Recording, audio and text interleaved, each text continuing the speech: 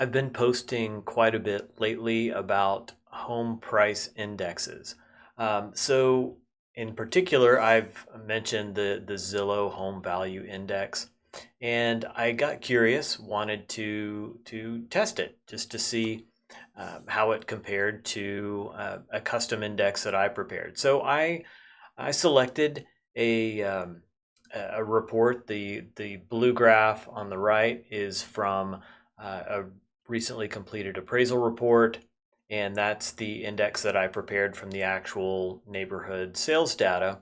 And the left graph is the Zillow index. I grabbed some of their data and converted it into a base 100 index, which is my method for comparing prices. It makes it very easy to see percentage changes in price over time. And I just wanted to look at them side by side. So what you'll notice is that there are some similarities and some differences. When you look recently, there's some similarity in terms of there was a little bit of a peak in May of last year, or generally that time frame, and then maybe a little bit of erosion since then. What the Zillow index didn't quite capture in for my particular market here is that I have had a little bit of an upswing just the last couple of months. And similarly, if we look back when prices were far more erratic in 2022, moving into 2023, you can see that there's quite a bit of difference during that time frame.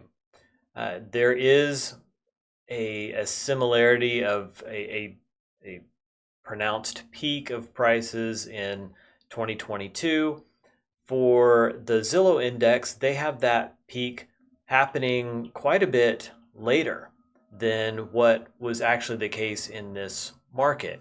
And the decline in prices in my market was much steeper than what the Zillow index was representing. So what does this mean? What do we care? This would be an example of how you could take actual sales data and validate or invalidate, as it were, the use of a Zillow index. What I mentioned in my last post is if you have the information necessary to validate that index, then you don't need it. And so that would be the case here. I've already got a custom index created from actual sales data, whereas the Zillow index is created by tracking their estimates. So, a tracking of a Zestimate over time is not going to be as reliable. This is also not as related to my specific market segment, which my custom index is. And so all those differences are really going to make it harder to rely on that Zillow index. The Zillow one in particular, in my state, I'm in a non-disclosure state, and there's no actual sales prices that are used to create a Zestimate. So with that said, on the other hand, I look at it and say, well, given that they don't actually have any sales prices, their algorithms aren't doing a horrible job. They're just not really accurate enough to provide any real value in supporting an adjustment. They may be valuable in terms of explaining what's going on in my market segment relative to maybe the wider market or the perception of the market. Zillow, for better or worse, does control a lot of market perception. This is where people go to get a lot of real estate property data.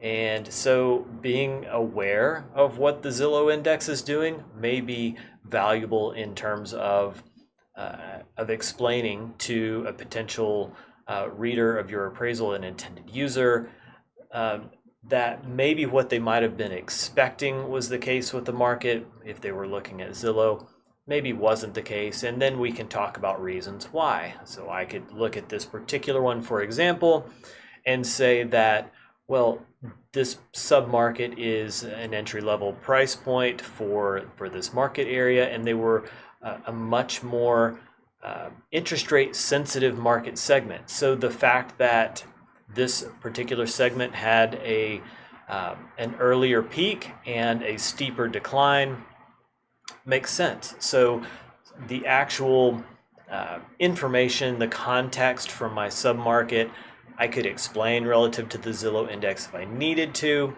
But I just wanted to show you an example of what it looks like to take actual data and try to validate or invalidate, if you want to, a particular index. I do want to say there is a line of thinking that the use of a Zillow index is better than nothing.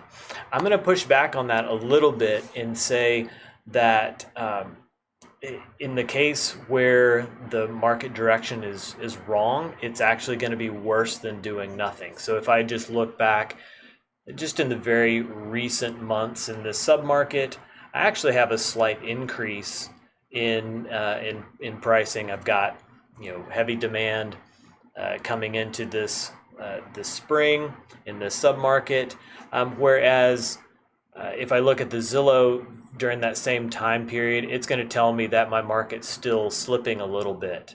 And so if I were to use the Zillow index, it might suggest that I make a slight downward adjustment, whereas the actual market data is actually suggesting a slight upward adjustment. So in this particular case, no adjustment would be better than a wrong way adjustment. So just be careful if you're considering and you're thinking about the use of a broader home price index. Just keep in mind some of the things that might cause you some headache as an appraiser if you are considering, hey, maybe I should take a look at some of these larger national home price indices and say, hey, maybe it is better than nothing.